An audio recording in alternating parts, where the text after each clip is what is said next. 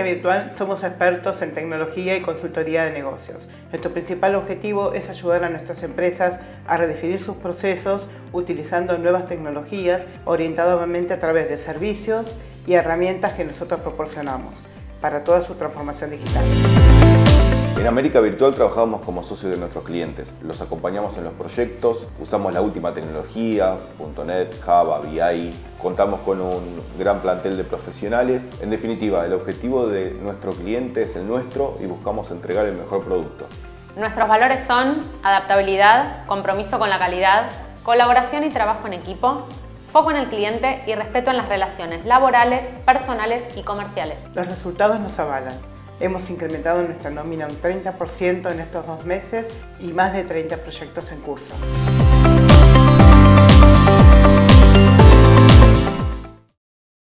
Buenas tardes a todos y a todas.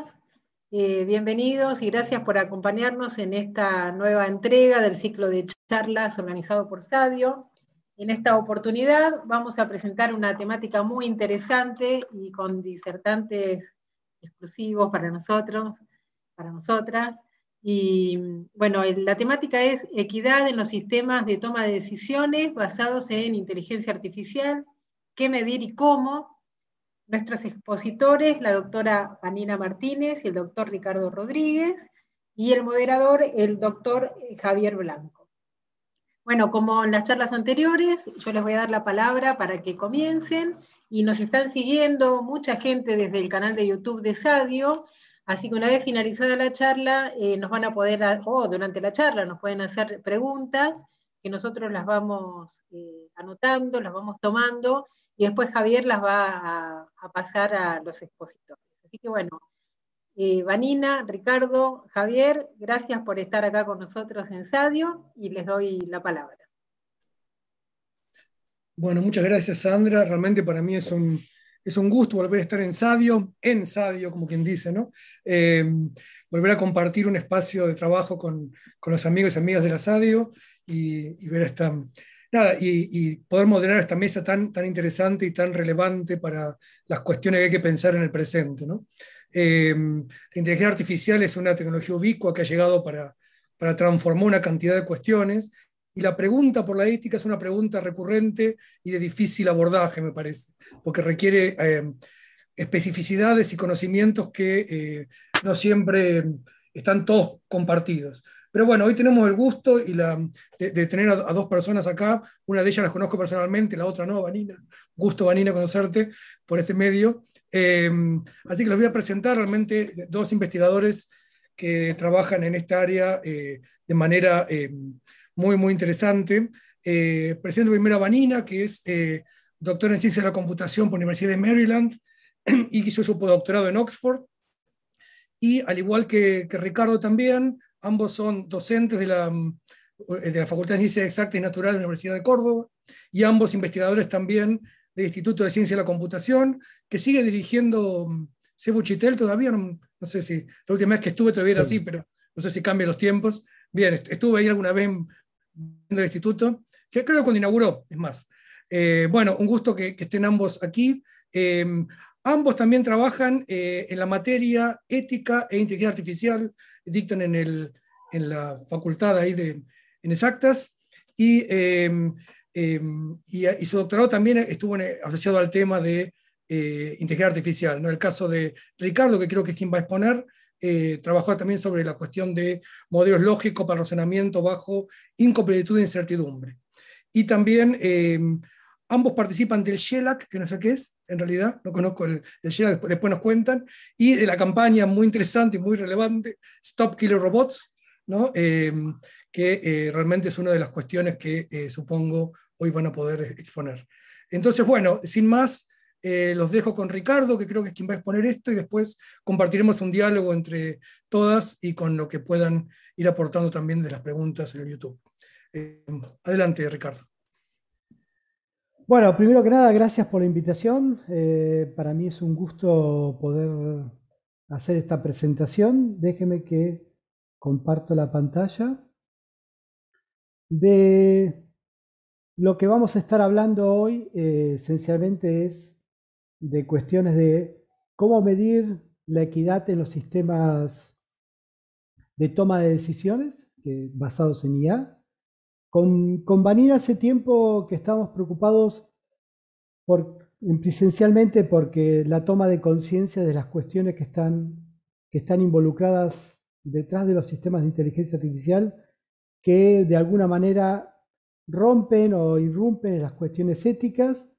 Hace muchos años que se está discutiendo esto, pero en los últimos tiempos ha aparecido esta cuestión de qué medir y cómo medirlo, digamos. Eso es una cosa que es muy importante para poder tomar decisiones y para poder evitar las cuestiones indeseadas. Entonces, nada. De eso se va a tratar la charla. Entonces, primero que nada me gustaría dar una pequeña cuestión, digamos, sobre qué entendemos por equidad y no discriminación. En principio, la noción de equidad y la cuestión de discriminación, de no discriminación en realidad, es una cuestión que se plantea desde el derecho internacional, es una cuestión de evitar digamos, una cuestión de cualquier distinción, exclusión, restricción, preferencia que se basa en raza, color, sexo, lenguaje, religión, que tenga como propósito anular o menoscabar el reconocimiento o goce de ejercicios y derechos de todas las personas y sacar el pie de igualdad, eso es discriminación. Entonces, y los sistemas de inteligencia artificial van a violentar de alguna manera estos derechos.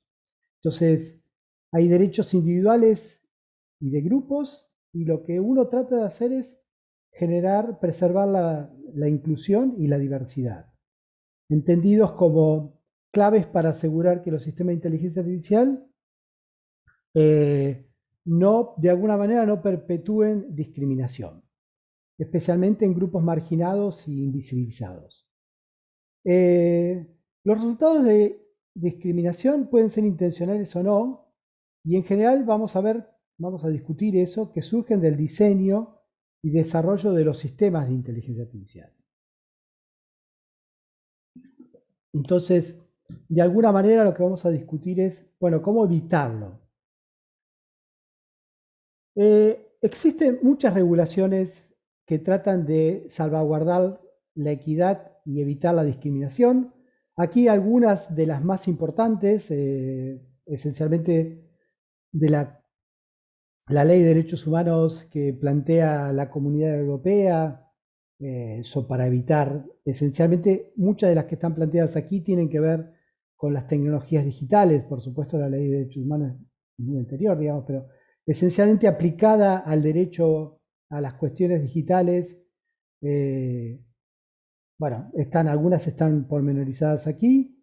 En particular, por ejemplo, una cosa que es importante, en el 2011 hubo una resolución del Alto Tribunal Europeo que desestimó que las aseguradoras no podían poner tarifas especiales a las mujeres, más allá de que efectivamente había gastos superiores para las mujeres, eso no lo permitió.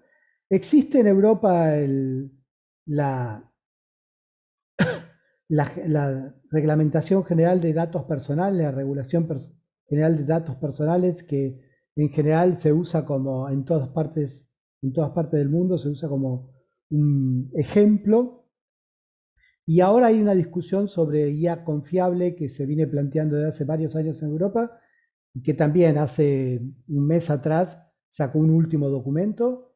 Y lo mismo pasa respecto en otros lugares. Entonces, digamos, hay mucha preocupación, y en los últimos 10 años esa preocupación se ha incrementado y aplicado especialmente a cuestiones de inteligencia artificial y aplicaciones de inteligencia artificial.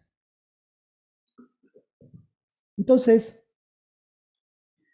en general hay dos conceptos que tienen que ver con la discriminación y que me gustaría resaltar, que tiene que ver con, en general se habla de el tratamiento, la discriminación en el tratamiento, que se refiere a cuando me tratan distinto porque pertenezco a una clase particular, ya sea por género, por edad, por etnia, por nacionalidad, por las cuestiones que sea.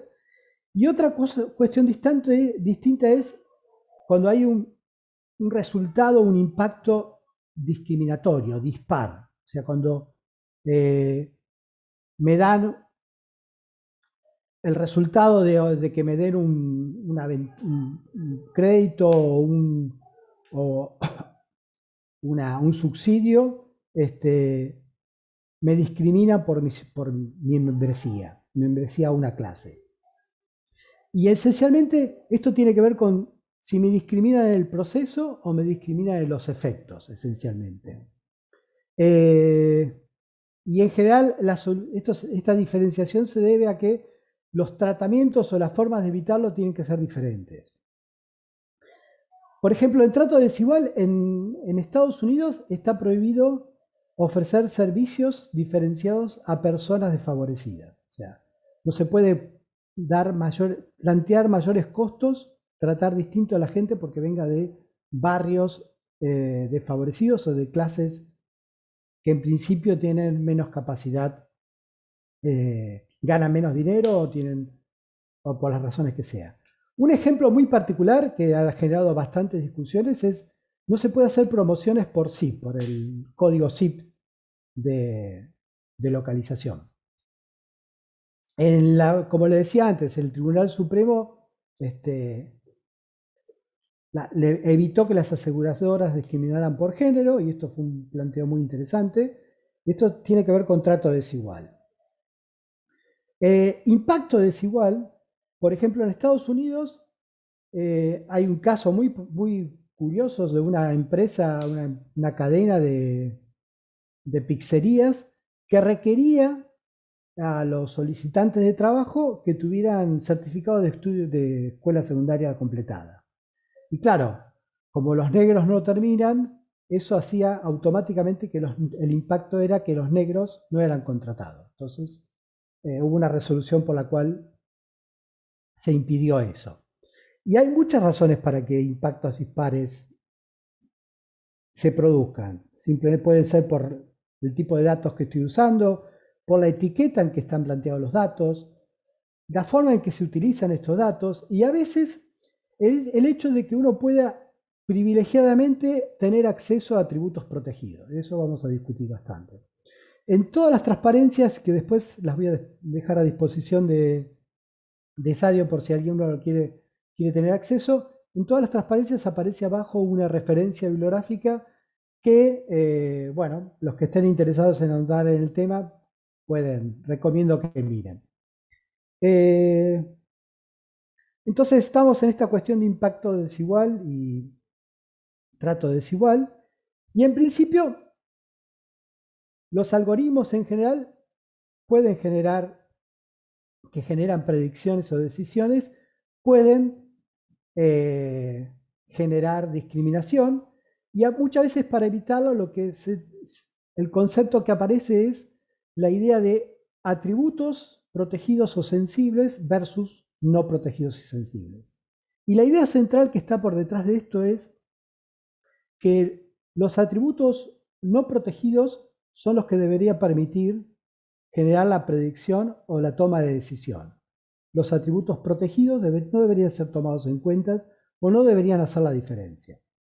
Y en general, este tipo de planteos se puede plantear defensas de la equidad a nivel individual, planteando algunas cuestiones de coherencia o equidad a nivel individual en el tratamiento y en los efectos, y lo mismo a nivel de grupo.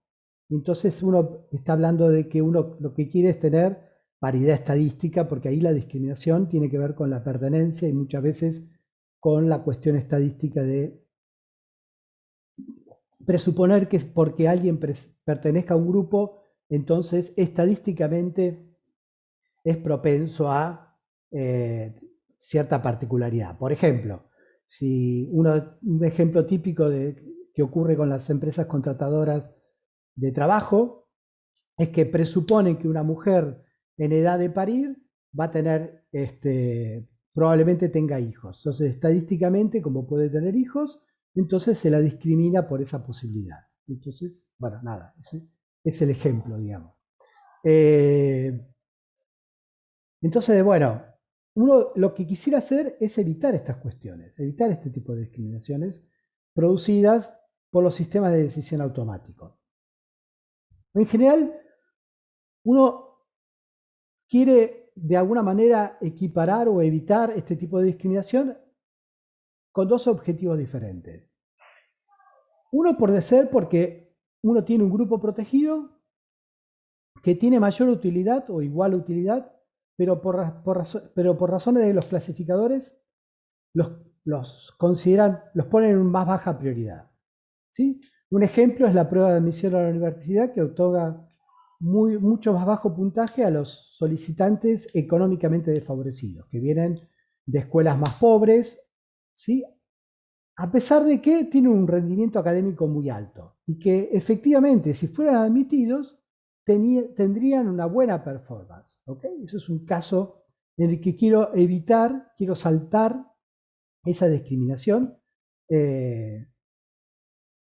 y tratar de evitar que se cometa se desfavorezca a alguien que potencialmente tiene tantas buenas posibilidades como cualquier otra persona de las que privilegia el clasificador. Pero un objetivo distinto puede ser dar igualdad de oportunidades, aun cuando voy a tener menor utilidad, y por eso el clasificador lo clasifica en menor valor. Aún así yo quiero potenciar esa gente, porque yo sé que la gente con mayor dificultad económica tuvo menos oportunidades y aún así, aunque no va a tener el mismo rendimiento que otra gente que fue a una escuela mucho más competitiva, aún así quiero darle la oportunidad a esa persona. Entonces son dos cuestiones distintas que puedo manejar desde los sistemas de clasificación o los sistemas de toma de decisiones. Para que quede claro un ejemplo para fijar un poco de ideas, ¿no? Supongamos que tengo de vuelta el ejemplo de otorgar un crédito y fijar la prima del crédito, y entonces tengo atributos sensibles. En principio, digamos que el sexo es un atributo, el género es un atributo sensible, y después tengo otros atributos que son menos sensibles. El código postal, el número de accidentes que tuvo, porque parece que es un elemento relevante a la hora de fijar la prima, el poder fiscal que tiene, eso parecería que no es tan relevante, bueno, en fin. Y puedo tener distintos tipos de sesgos. Y ahora voy a hablar a qué me refiero con sesgo, pero puedo tener sesgos a nivel del modelo, o sea que ciertos atributos, en general, estos modelos lo que tratan de hacer es, a partir de ciertos valores en los atributos, tratan de predecir o definir un valor de la prima. ¿Ok? Entonces, tengo sesgos por parte de la muestra, porque en principio tengo más cantidad de mujeres que de hombres. Perdón, al revés, tengo más cantidad de... Sí, tengo más género femenino que masculino, entonces tengo sesgada la población. Entonces tengo una muestra sesgada. Y por otro lado puedo tener sesgos en que no todos estos, es que el modelo me genere sesgos per se. Entonces tengo que tratar de evitar estas dos cuestiones. Y voy a tratar de clarificar un poco más de qué se trata esto. Entonces la primera cuestión que mencioné recién es la cuestión de sesgo. El sesgo en general es cualquier elemento que me permite separar o generar una situación de discriminación. Y en general puede considerarse que es una dimensión de la toma de decisiones. Y la inequidad o la discriminación va a ser un efecto del sesgo en términos de un impacto desproporcionado o adverso por parte de la población que resulta en la toma de decisión. O sea, voy a tener sesgo, voy a tener mal representados una población y entonces la toma de decisión va a ser sesgada. Entonces lo que queremos es, de alguna manera, tener algoritmos que tengan justicia algorítmica, que tengan lo que se llama en inglés fairness. Entonces, en general lo que pasa es que estos modelos que están basados en datos, o sea, a partir de ya sea evidencia o de toma de decisiones anteriores, por ejemplo, tengo una base de datos con créditos otorgados antiguamente, entonces uso esa base de datos para decidir qué decisiones voy a tomar con las próximas solicitudes de crédito. Entonces, esa evidencia o esa toma de decisiones históricas pueden ser sesgadas porque miraban una sola población, porque las mujeres antiguamente no trabajaban menos y entonces tengo menos proporción de casos en los cuales las mujeres pedían créditos y entonces voy a tender a negarles esa posibilidad, en fin, por las razones que sea. Y lo que hay que tener en cuenta es que los modelos de IA no son justos ni neutros, por lo tanto, pueden producir conductas discriminatorias. ¿Okay? No hay neutralidad en los algoritmos. Esto es importante remarcarlo porque a veces se dice, bueno, los algoritmos no tienen prejuicios, son justos, son neutros frente a los datos. No, en general, los modelos de entrenamiento generan esa pérdida de neutralidad, esa pérdida de justicia. ¿Ok? ¿Podemos hacer estos modelos y algoritmos sean justos? De eso justamente se trata la charla. ¿Podemos crear modelos que no sean... ¿Podemos, digamos, modificar esos algoritmos para que dejen de ser injustos? ¿Cómo y cuándo medimos el nivel de fairness, o de injusticia o de justicia? Bueno, justamente este es el punto neural de la charla. Entonces, entendamos primero de qué estamos hablando. Entonces, el modelo de inteligencia artificial de lo que estamos hablando en el contexto de esta charla, en general son modelos de machine learning. Son modelos donde los datos juegan un papel muy importante, no son los modelos basados en conocimiento, son modelos basados en datos.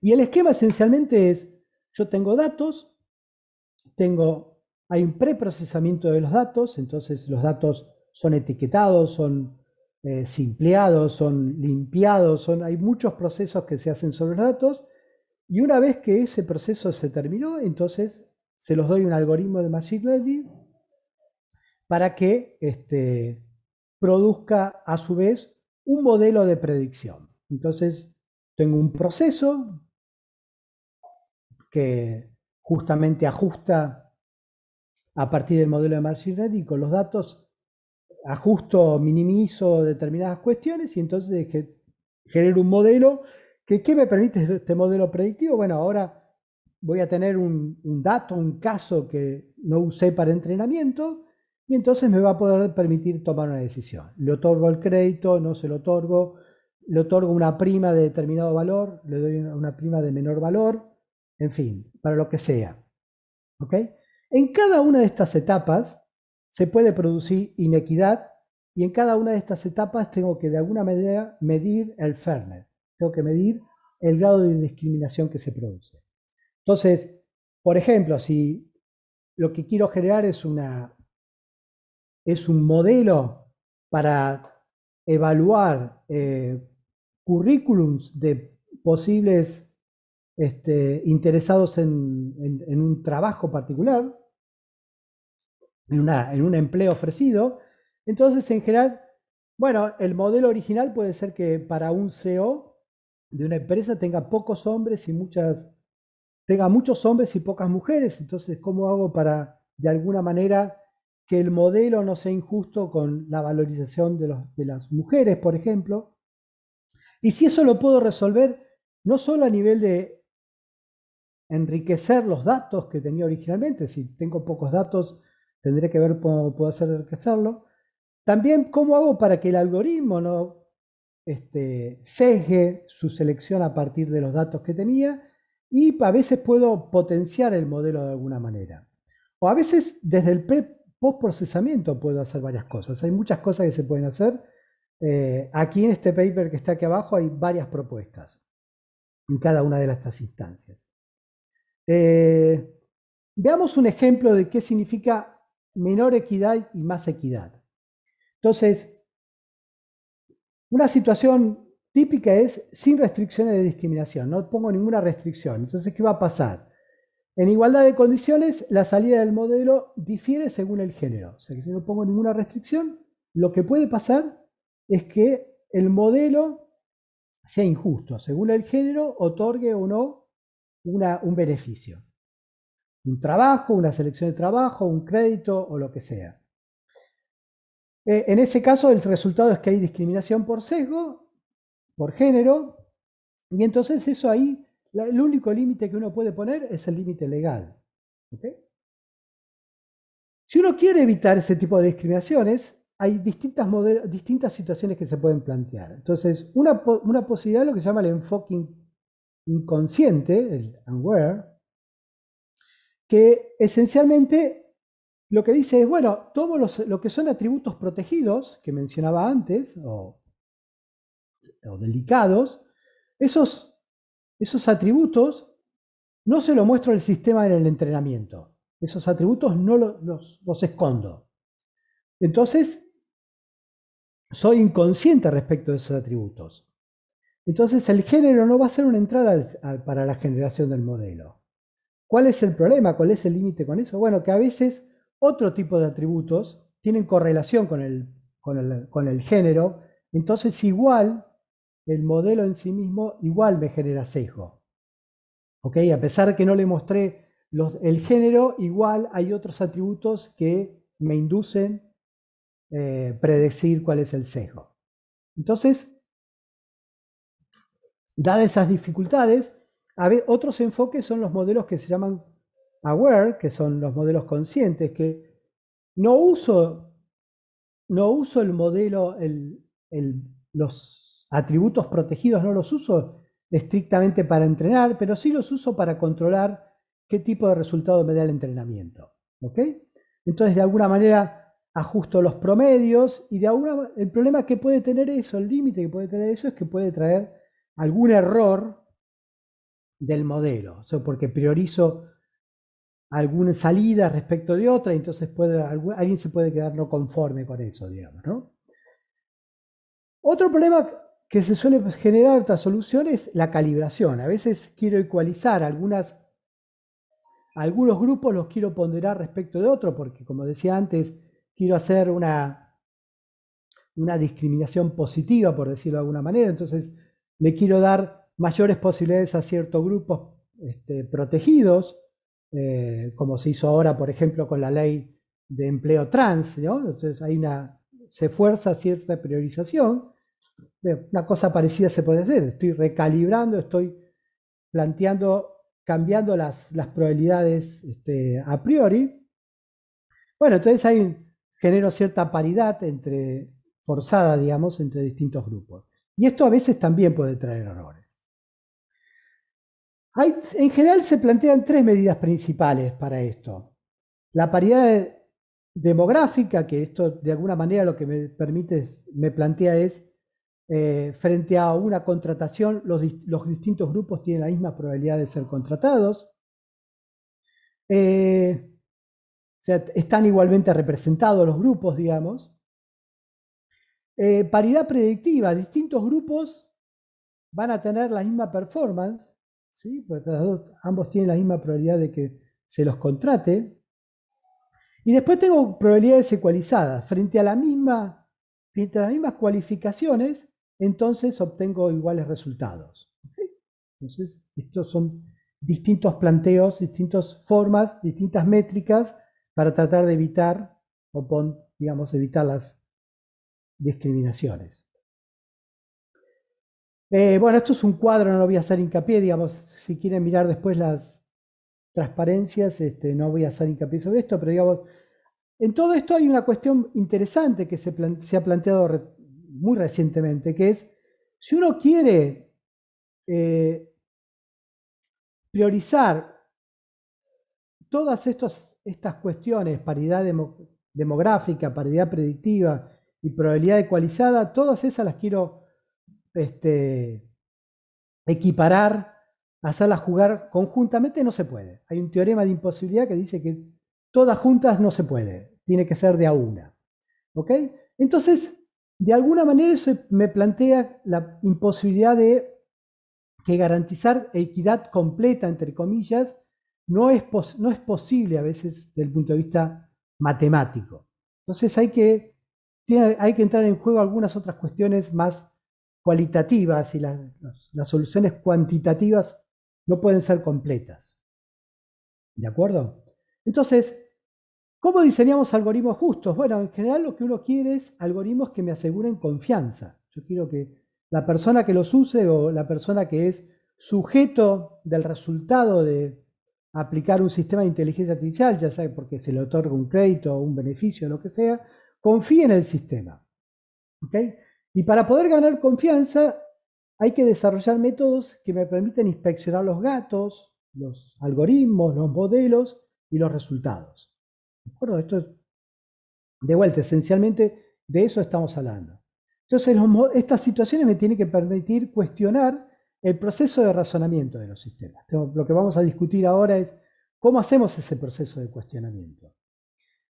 Y, en general, lo que se plantea desde el punto de vista cualitativo es estas cuestiones de que los sistemas, desde su diseño, tienen que respetar ciertos valores.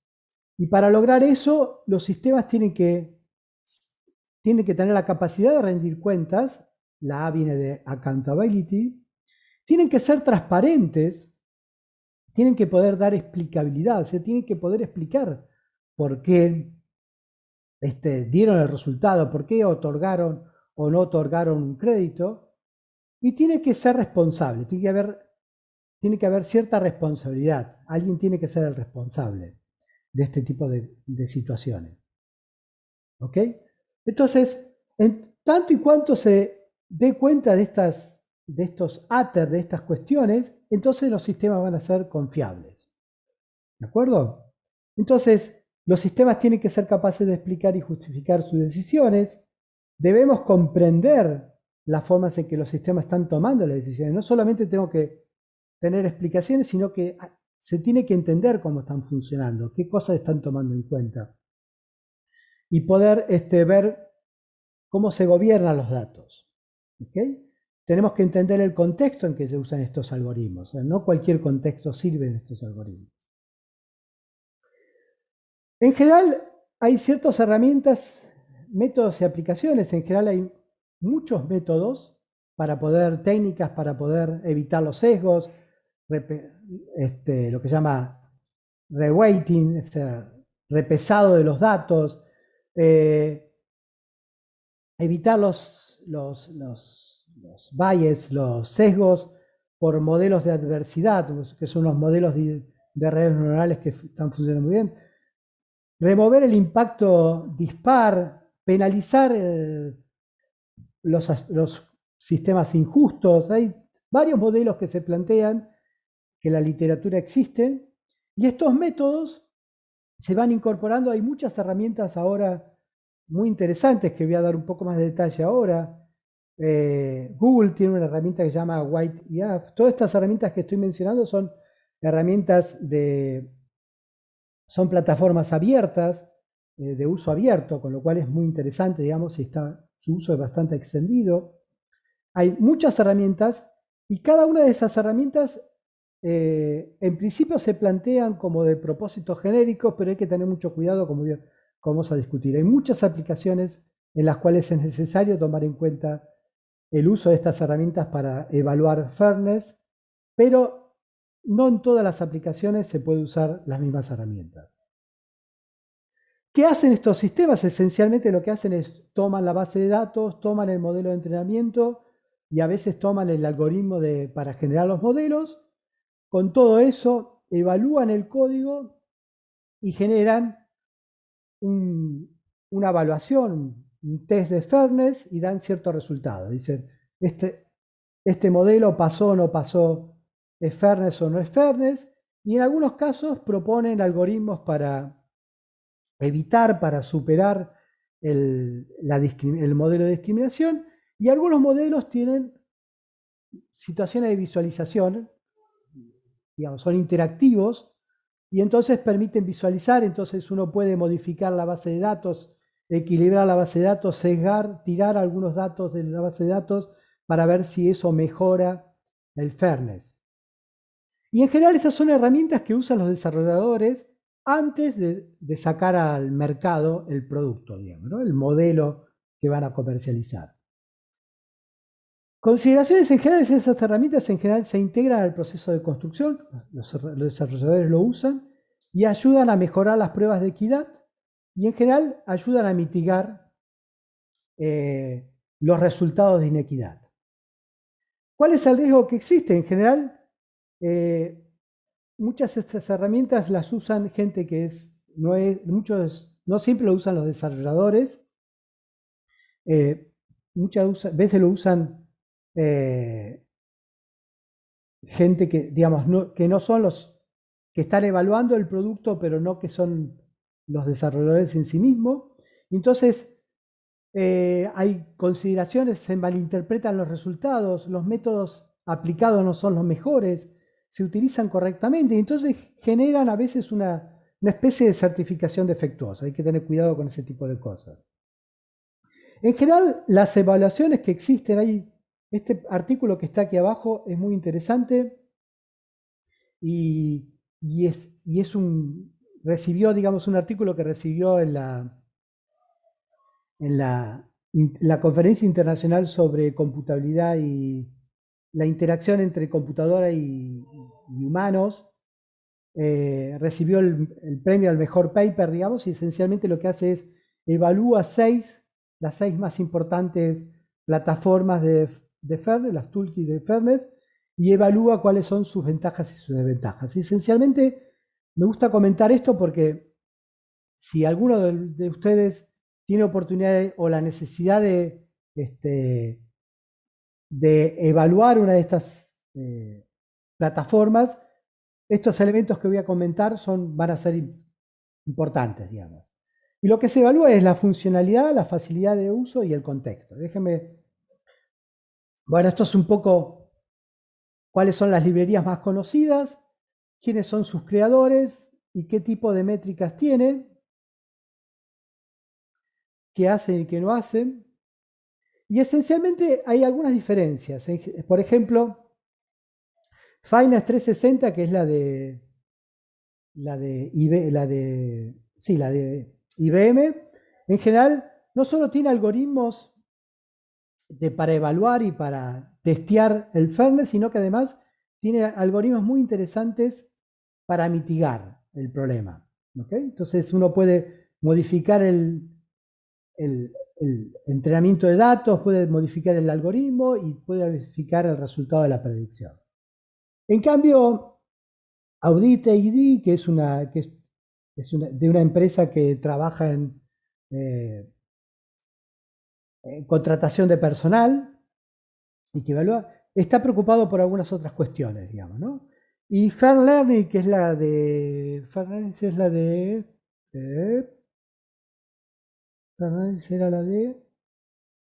Microsoft.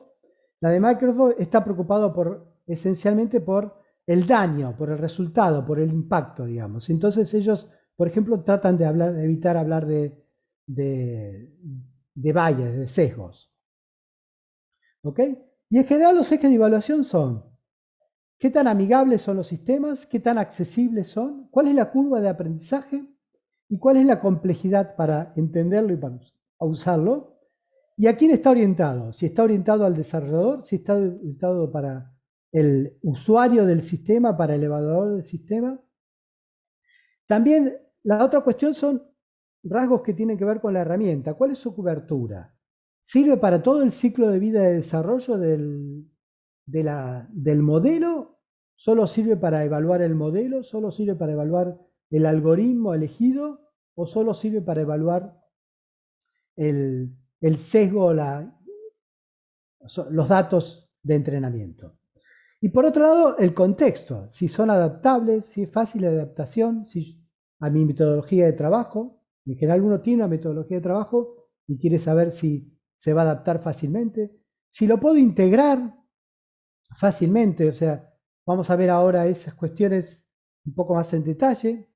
Bueno, esta es simplemente para que tengan idea, esto es la planilla que se plantea de evaluación, de comparación de los distintos modelos.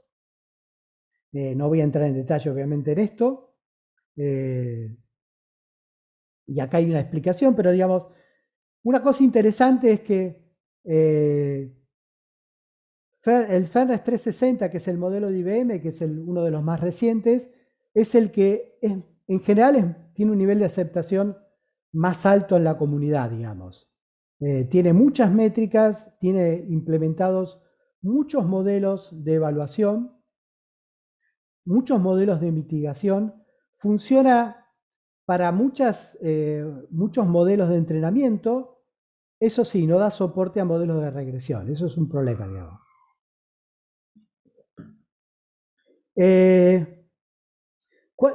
Los gaps más importantes que se plantean en estas herramientas es cuál es la curva de aprendizaje, qué tan difícil y qué tan difícil es usar,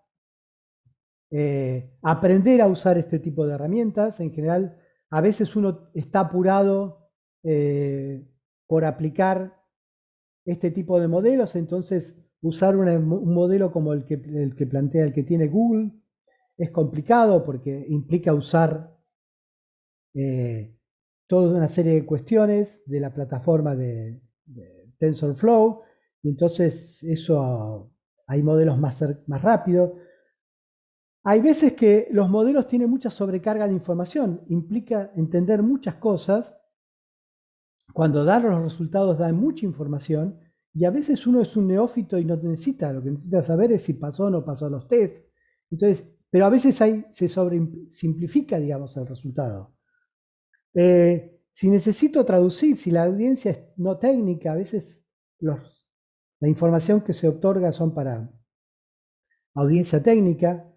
A veces la accesibilidad no es fácil, la cobertura no está planteado para todo el ciclo, por ejemplo, y este tipo de cosas. Si tiene estrategias de mitigación, si puede resolver, o simplemente me dice, no, su sistema produce discriminación. La adaptabilidad y cuánto se puede integrar, es un poco lo que mencionaba antes. Entonces, por ejemplo, aquí una evaluación de una encuesta que se hizo, digamos, de cuánta ventaja, qué nivel de aceptabilidad, qué nivel de amigabilidad opina la gente que tiene distintos sistemas. Estos son los 6 que se evaluaron. Y fíjense que este SUS es una medida, es una escala de usabilidad que se usa en Estados Unidos en general para software en general, y se plantea que para valores superiores a 70 es usable, digamos, es amigable. Fíjense que ninguno de los sistemas estos alcanza ese nivel. Sin embargo, bueno, hay algunos que son más interesantes que otros, digamos. Fairness, el de IBM, que es el que en algunas otras cuestiones tiene gran alta aceptación, no es de los más amigables según esta encuesta. Entonces, nada, hay pros y contras. Bueno, esto no voy a hacer hincapié en esto, si no, no voy a llegar.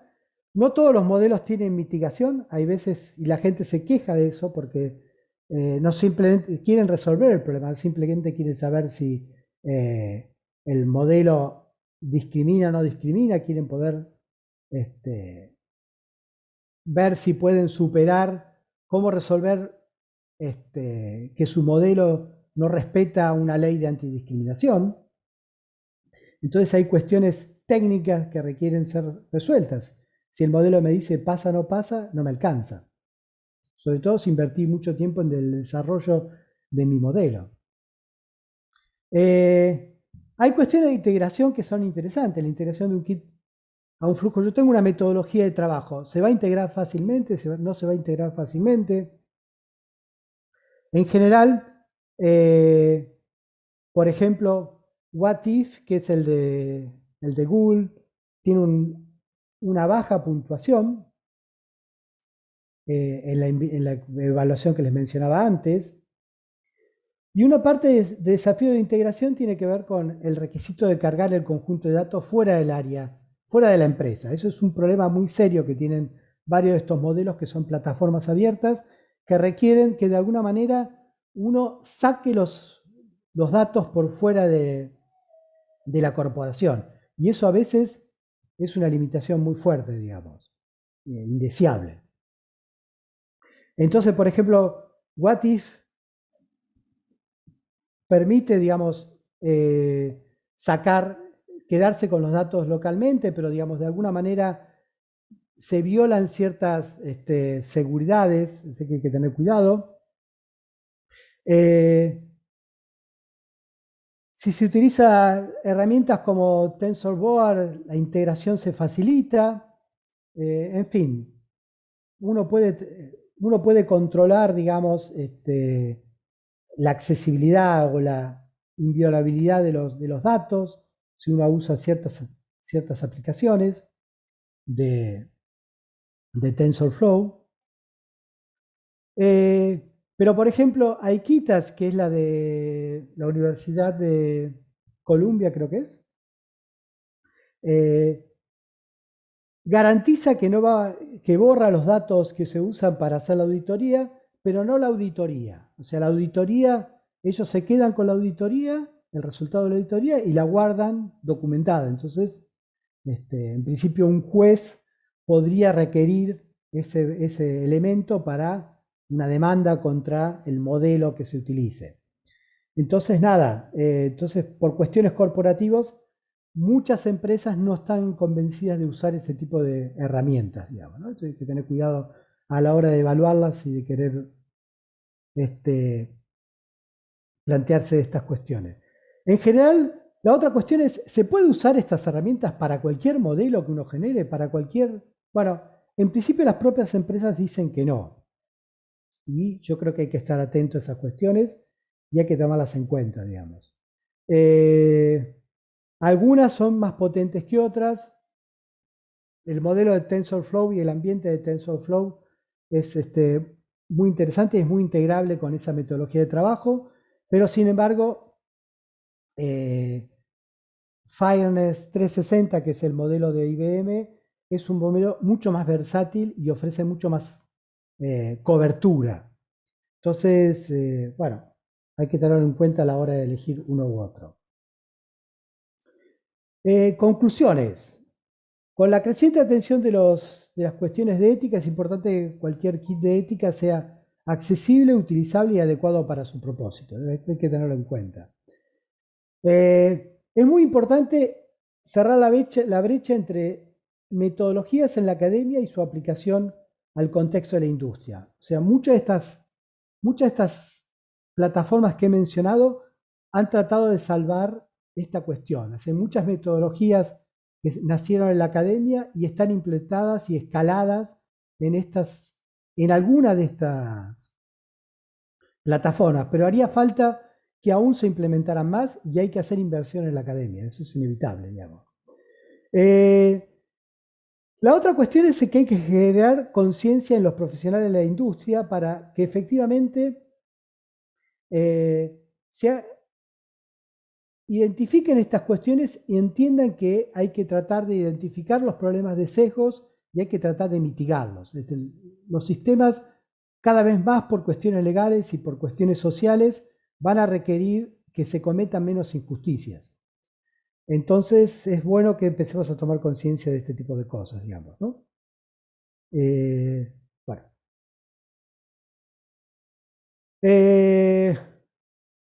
Bueno, me estoy yendo de tiempo, así que voy a saltarme esto. Algunas cuestiones de temas abiertos, ¿no? Una cosa importante es que eliminar la discriminación no implica aumentar o igualar la oportunidad. Son temas que van por separado y entonces hay que dar soluciones separadas, digamos. Medir la equidad. ¿Cómo medir la equidad? ¿Qué medidas de equidad son las más apropiadas en un contexto dado? Eso es una cuestión que todavía no está completamente resuelta. Hay algunas métricas que hay que plantear, hay otras cuestiones cualitativas, y el problema es cómo compatibilizar las cuestiones cualitativas con las cuestiones cualitativas. ¿Qué variables son motivos legítimos para un trato diferenciado y cuáles no? ¿Y por qué? ¿Cuándo es aceptable la disparidad entre grupos y por qué? En general, nada, si yo quiero contratar a un CEO y parece que tener título como administrador de empresa parecería ser importante, digamos, ¿no? Y haber tenido un título universitario parecería ser importante, no es un elemento de discriminación. Entonces, la disparidad planteada sobre ese atributo parecería ser relevante.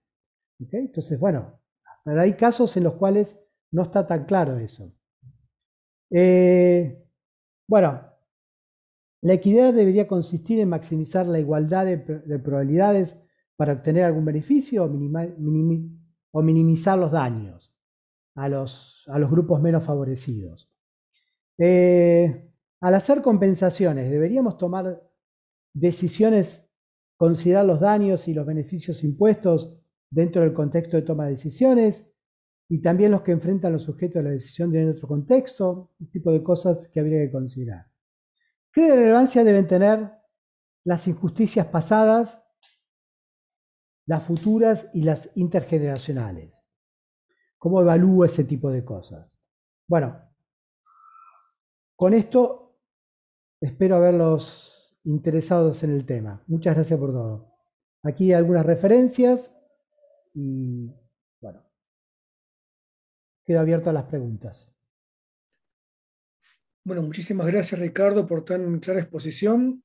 Está también Vanina con nosotros, que trabaja junto con Ricardo en estas cosas. No sé si querías comentar algo, o si no, ahí voy haciendo las preguntas que van apareciendo y pueden responder cualquiera de ambos. Empiezo con una pregunta que viene acá del público, de Rosana, que consulta, bueno, algo que requiere una explicación, obviamente, que es, pregunta si la explicabilidad que se exige de los sistemas, es decir, explicar por qué toma ciertas decisiones, cómo se aplica, dice, cuando tomamos, por ejemplo, redes neuronales. Yo me imagino sobre todo el caso de Deep Learning, donde en realidad la justificación de por qué clasifico o no determinada cosa no se deduce a priori de la red misma, es decir, ¿qué pasa con los sistemas cuya explicabilidad no es una consecuencia directa del sistema de clasificador construido? Vanina, ¿querés contestar vos o...?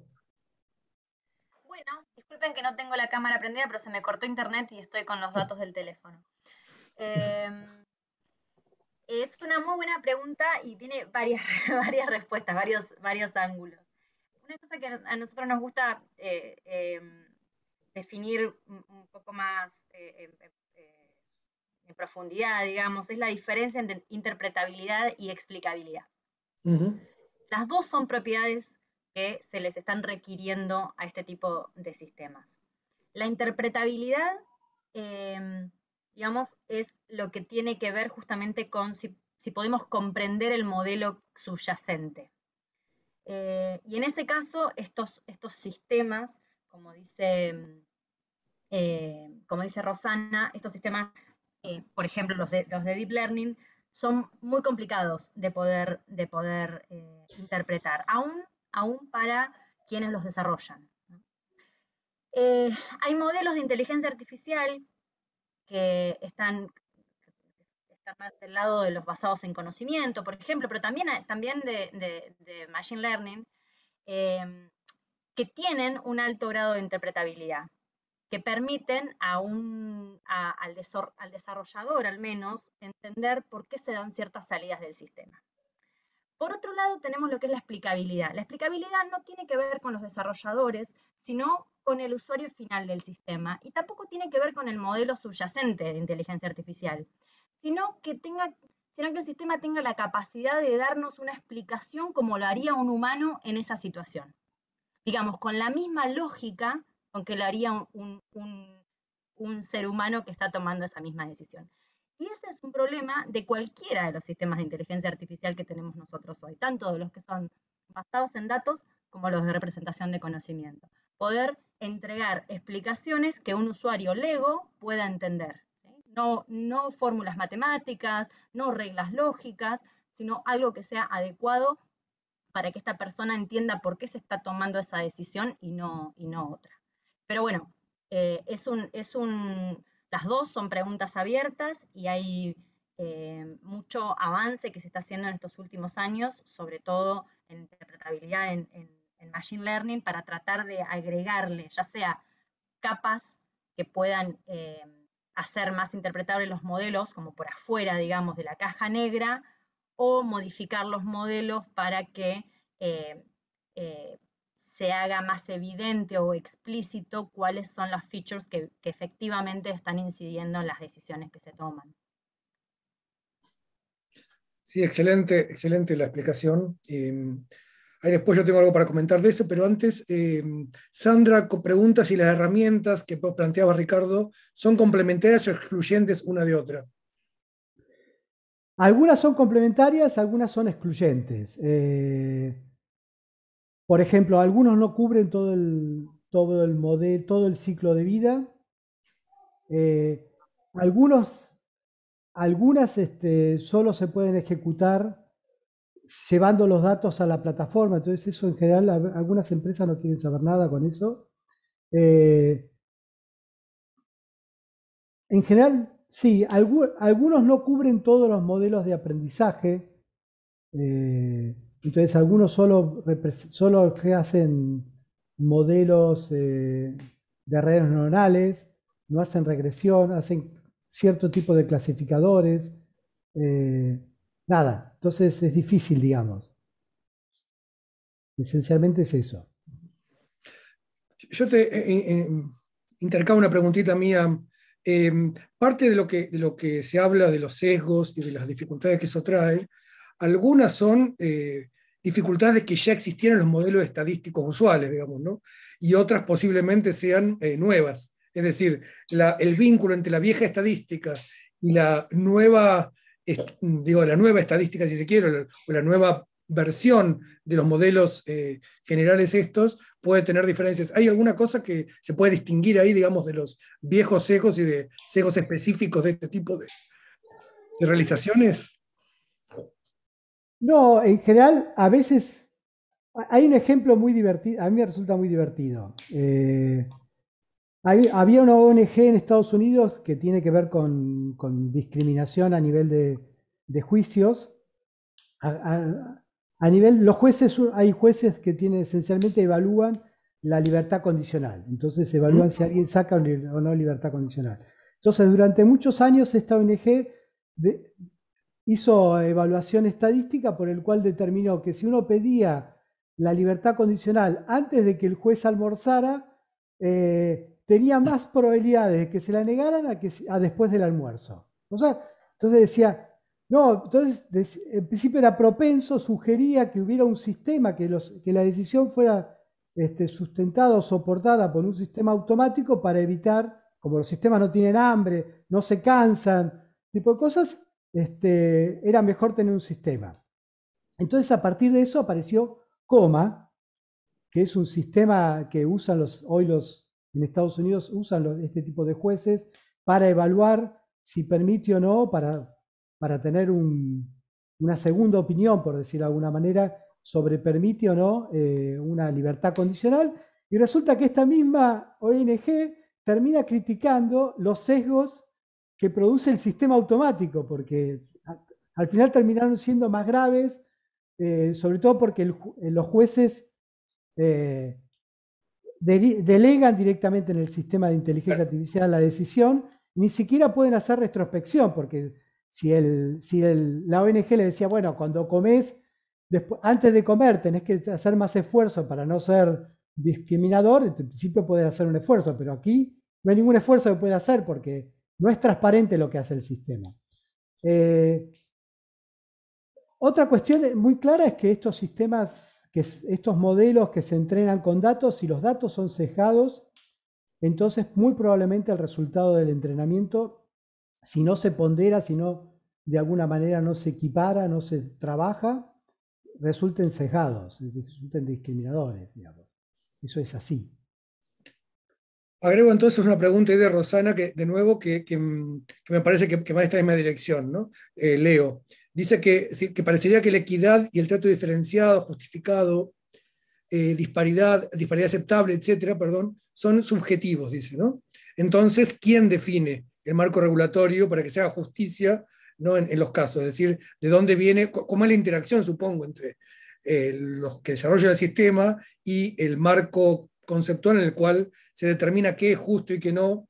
Dice, ¿hay pasos dados en este sentido en nuestro país? También se pregunta.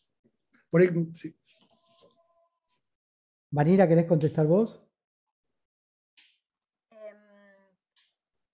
Sí, a ver, decir que es subjetivo me parece un poco, es un poco fuerte.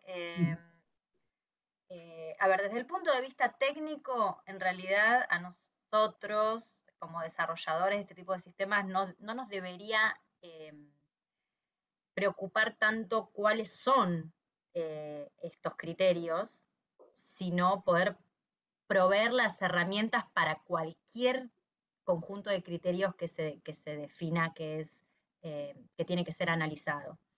Es verdad que dependiendo de las regiones, la cultura, distintos tipos de sociedades, se podrían llevar a tener distintas interpretaciones. Por eso es que muchas de las regulaciones o de las recomendaciones en ética de la inteligencia artificial que se están haciendo en este momento se vinculan a los derechos humanos más que a criterios específicos que están acordados de manera internacional, ¿no?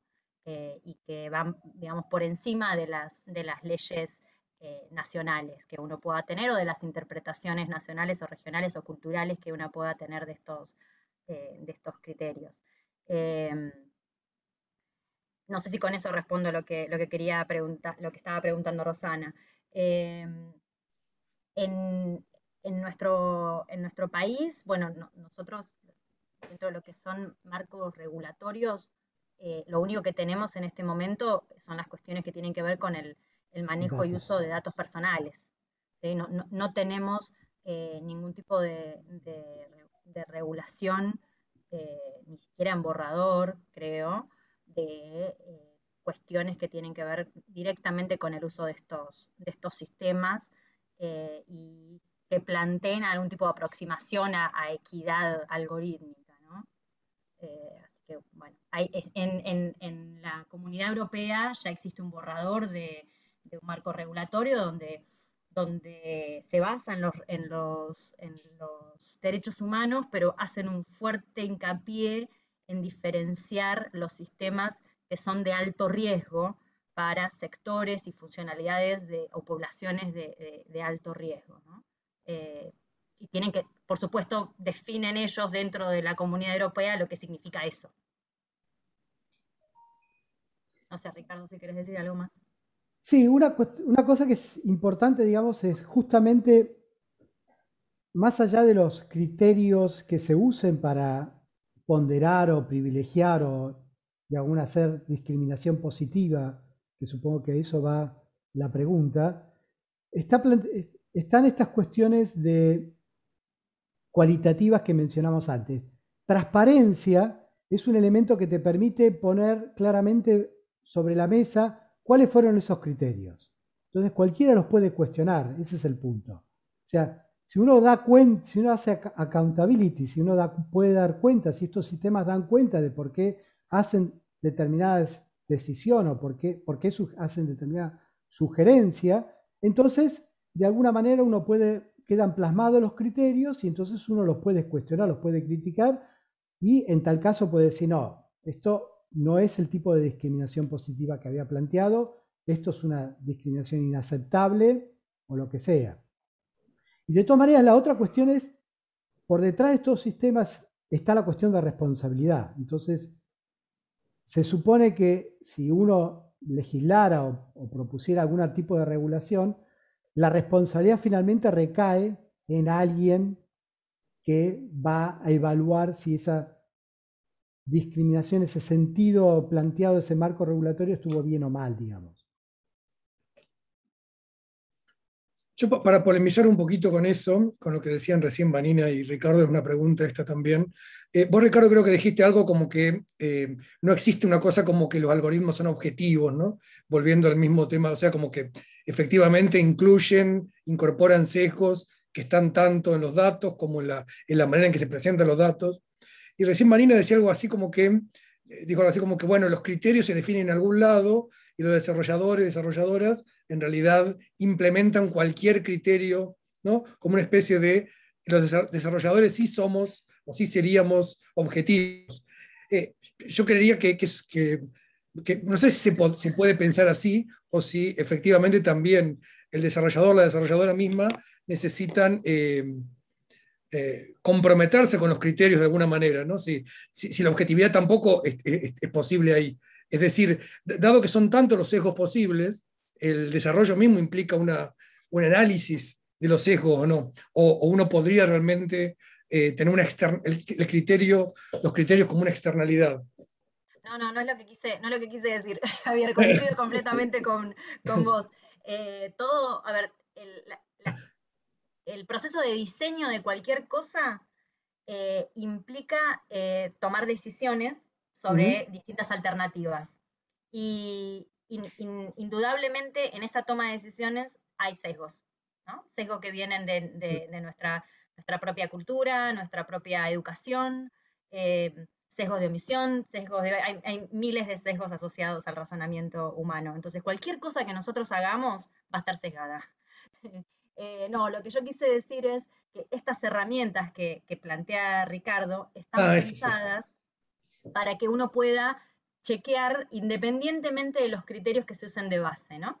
Claro. Digamos, como parametrizar ese conjunto de criterios y evaluarlos de una manera objetiva, ponele si querés, en términos de esta herramienta, de lo que estas herramientas proponen.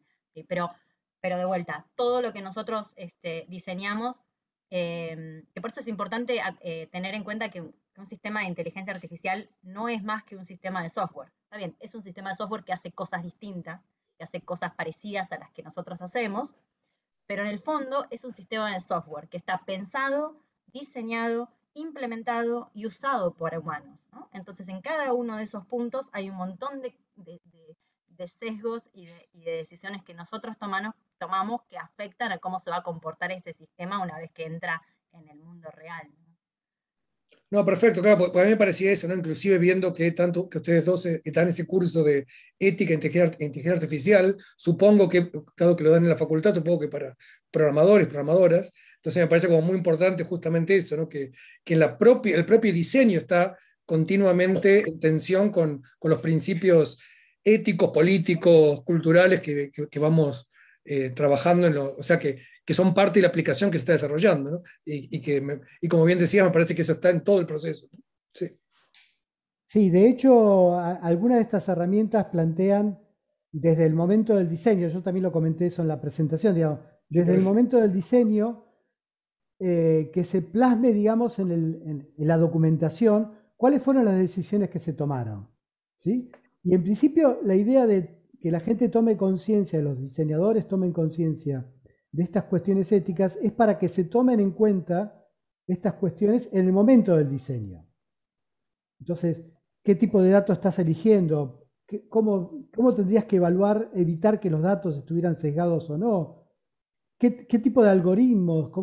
¿Qué tipo de cuestiones son parte de las consideraciones que uno debería tener al momento de diseñar? ¿Y cuál es el objetivo? ¿Sí? O sea, a veces es proporcional lo que se está buscando respecto de los datos que se están evaluando. O sea, un ejemplo típico es, yo quiero como objetivo determinar si alguien la orientación sexual de alguien. Bueno, alguien debería plantearse desde el punto de vista del momento del diseño, ¿y para qué quiero saber yo? Yo tengo la capacidad de hacer un sistema que haga eso, pero ¿por qué quiero hacer un sistema que determine automáticamente cuál es mi orientación sexual mirándome la cara? ¿Para qué quiero eso? ¿Eso tiene sentido? Eso uno debería planteárselo desde el momento del diseño. Más allá de que yo tenga los datos, de que tenga la capacidad, de que pueda hacerlo con con la mayor precisión posible. ¿Es un objetivo válido ese? Eso debería uno planteárselo del momento del diseño, ¿no? Ese es el punto. Sí, sí, tal cual, me parece muy interesante. Si me permite la anécdota, voy a contar. ¿Conocen el sistema que desarrollaron ahí Diego Fernández Lesac sobre ese que permite clasificar si alguien va a tener un brote psicótico en los próximos, no sé, Sí. uno de los que estaba trabajando en eso es Guillermo Secchi, que no sé si está, creo que en Estados Unidos, no sé si está por aquí ahora. Bueno, Guillermo Secchi fue compañero político mío en la Universidad de La Plata, cuando yo estudiaba, compartimos el mismo espacio político. Así que bueno, contando esta historia en La Plata, bueno, ese sistema obviamente tiene, digo, se lo puede interpretar de muchas maneras. Cuando lo presenté, alguna gente dijo, bueno, el riesgo de eso sería que alguien, por ejemplo, en una entrevista de trabajo, use el sistema para evaluar un texto de un candidato a entrar al trabajo, ¿no? Porque de los textos mismos podría inferir ese tipo de posibilidad. Yo creo que en realidad no sé qué opinan ustedes que saben de esto mucho más que yo, ¿no? Pero yo creo que en realidad solo eso permite sacar conclusiones de textos muy específicos, no de cualquier texto, no de cualquier discurso, ¿no? Era de textos sacados de entrevistas de la persona con un analista, con un psiquiatra, no otro caso. Más allá de eso, bueno, cuento esta historia ahí, esta es la preocupación de varios de los que estaban ahí de la Facultad de Informática de La Plata, y estaba uno de los compañeros míos, que eran compañeros también de Guille Secchi, y me cuenta que había estado Guillermo ahí, y había estado jugando con el sistema para ver quién de ellos era más psicótico, básicamente, ¿no? Es decir, en un asado, obviamente, como para... Digo, la pregunta era, me parece eso, ¿no? Supongo que este tipo de sistemas son extremadamente específicos, es decir, no permiten ese desplazamiento con resultados que sigan siendo confiables. No sé cómo lo ven. En la actualidad no. En la actualidad muchos de estos sistemas son dependientes del dominio. Claro. Pero no dentro de mucho. Lo que pasa es que una cosa que está pasando, que es curioso, por ejemplo, muchos de estos modelos, mucha de la gente que en pymes usan estos modelos, usan modelos preentrenados.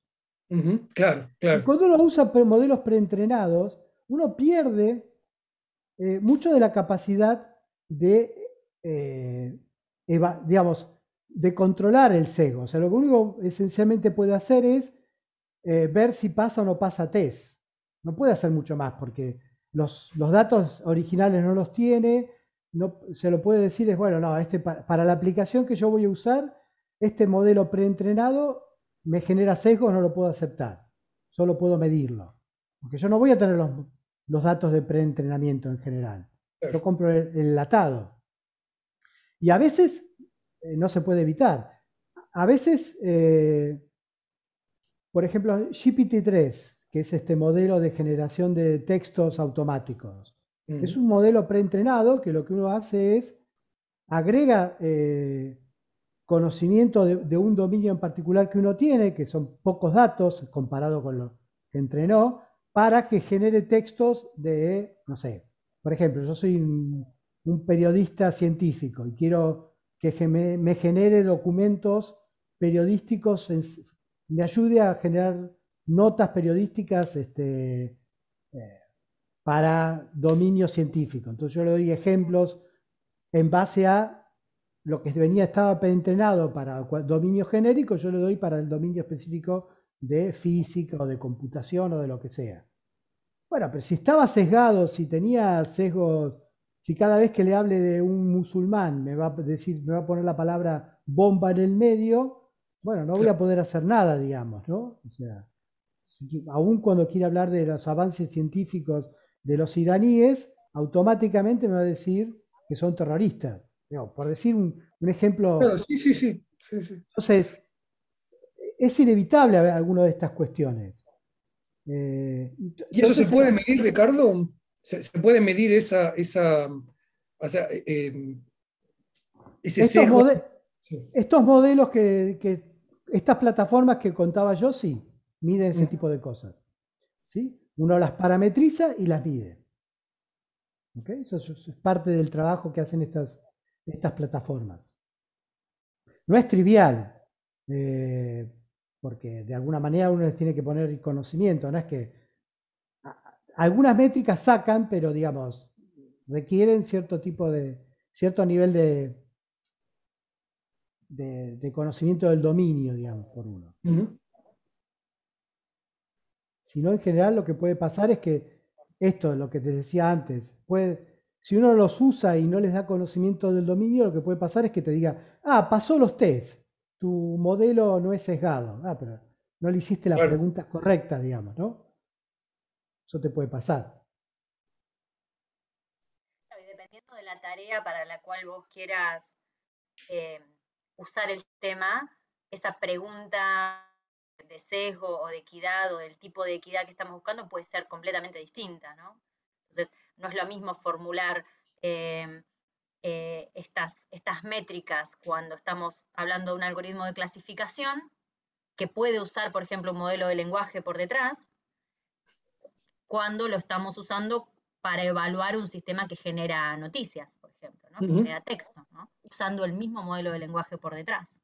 Entonces hay ahí un trabajo de ingeniería bastante profundo que hay que hacer para usar de manera correcta estas herramientas también.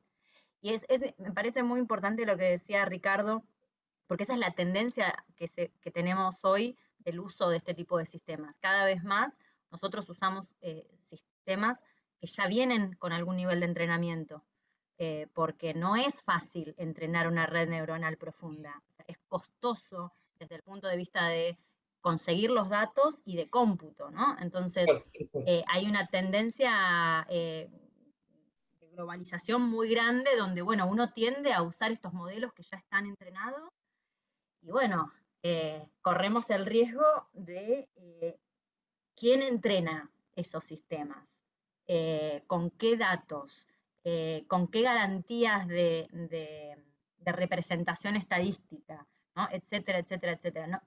Esos datos no existen para GPT-3, para BERT, no sé, todos los modelos que existen, por ejemplo, ahora de lenguaje. No hay un análisis completo hecho de eso que nos pueda servir a nosotros para saber si lo que estamos usando realmente nos sirve o se transfiere al dominio que queremos, en el que queremos implementar, ¿no? Sí, un ejemplo clásico es el de reconocimiento de caras, ¿no? Sí. Entonces vos tenés en cierto dominio en Estados Unidos, tenés un reconocimiento de cara para gente blanca, tiene buena performance, en cuanto ponés gente de color, se complica, y si te lo llevas a la India y te lo usás para gente que tiene otro contexto, no solamente el color de piel, sino el tipo de configuración de la cara, nada, empieza a tener tasas de errores muy altas, hay que tener mucho cuidado con ese tipo de cosas. ¿Verdad? Y si lo usás para identificación personal, es una cosa, pero si lo usás para ver si alguien va a cometer delito o para decisiones más complicadas, es otra, digamos, ¿no? Sí, en los aeropuertos, no sé, esos lugares así donde la ley no existe, son bien complicados. ¿Sí?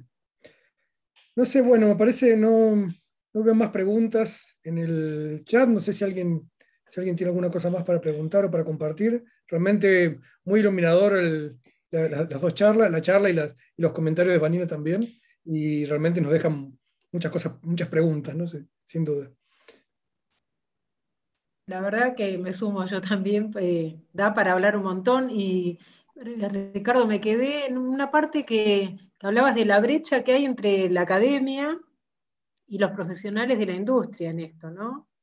Porque la verdad que es una temática que se impone, porque la misma sociedad te lo impone. Esta es la tercera charla que tenemos, y la verdad que, bueno, en cada una de las charlas se van sumando cosas comunes. Por ejemplo, yo sigo lo que están diciendo en el chat de YouTube, que no tenemos normativa nacional, ni miras.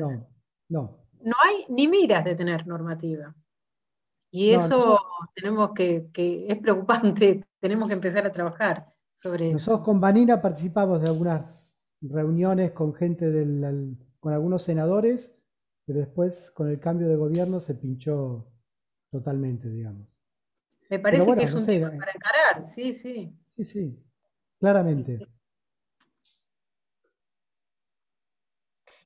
todas Sí, maneras, el problema... una cosa, Sandra, sí, perdón. No, No hay sí. demasiado avance a nivel internacional, ¿no? El único ejemplo es la Comunidad Europea. Sí. Nada más. Después hay algunos lineamientos para dominios de aplicación muy específicas, de donde, por ejemplo, Estados Unidos tiene alguna reglamentación o está trabajando. Por ejemplo, el año pasado se hizo una moratoria donde no se permite comercializar sistemas de reconocimiento facial para vigilancia y tareas policíacas hasta que se demuestre que tienen un grado de performance adecuado como para realizar esas tareas, ¿no? Entonces, pero también son para cosas muy específicas, Claro. ¿no? Sí.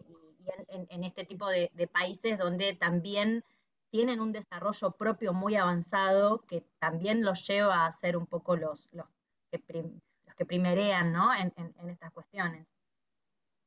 Sí, tal cual. De todas maneras, Sandra, me parece que para llegar bueno, los legisladores podrían ser iluminados y hacer esto per se, digamos, ¿no?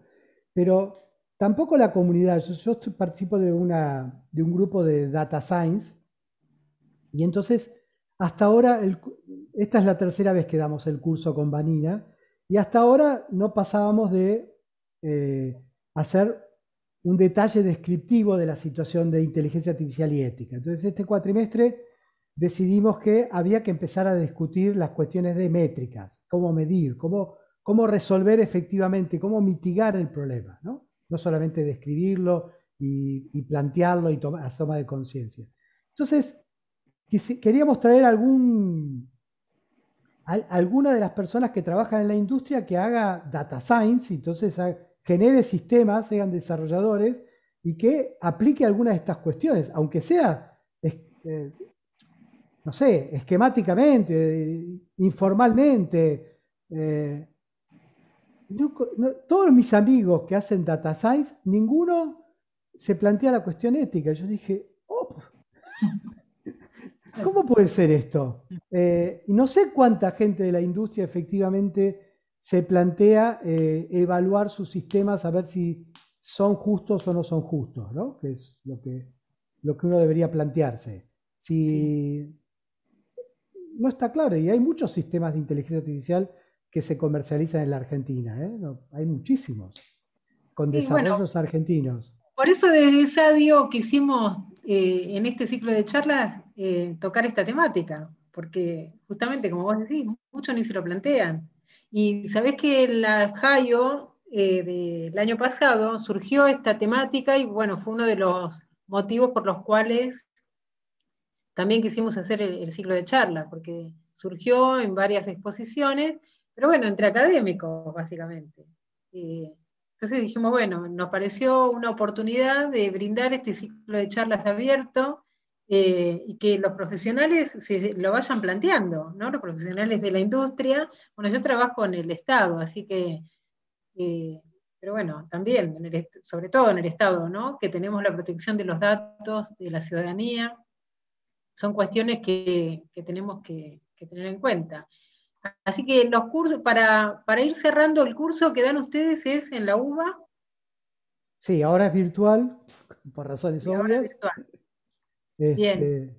Sí. ¿Y qué? ¿Curso de posgrado? ¿Qué?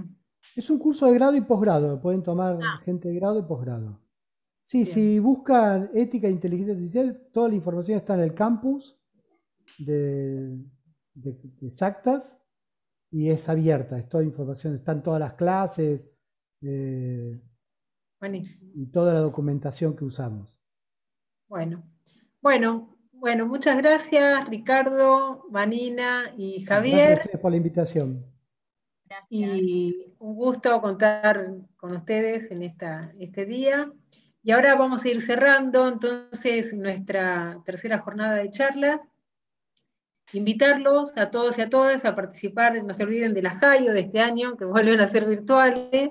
Esperemos que el año que viene, por lo menos que sea una parte y una parte, Hoy antes de empezar la charla estábamos hablando, en mi caso particular yo extraño, bueno, creo que la mayoría, extrañamos por lo menos un encuentro presencial, pero bueno, este año para fines, entre el 19 y el 30 de octubre vamos a estar en La Jayo. Agradecerle a nuestros sponsors que nos acompañaron en esta charla. Hoy tuvimos un inconveniente con el audio del video de América Virtual, la próxima lo vamos a solucionar.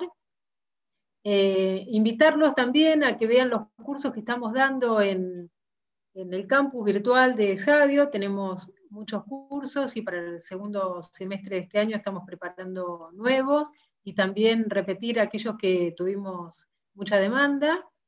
Y por último, invitarlos a participar. Ahora vamos a poner en pantalla una encuesta sobre la charla del día de hoy. Y bueno, y nos vemos el martes que viene en la próxima charla. Muchas gracias.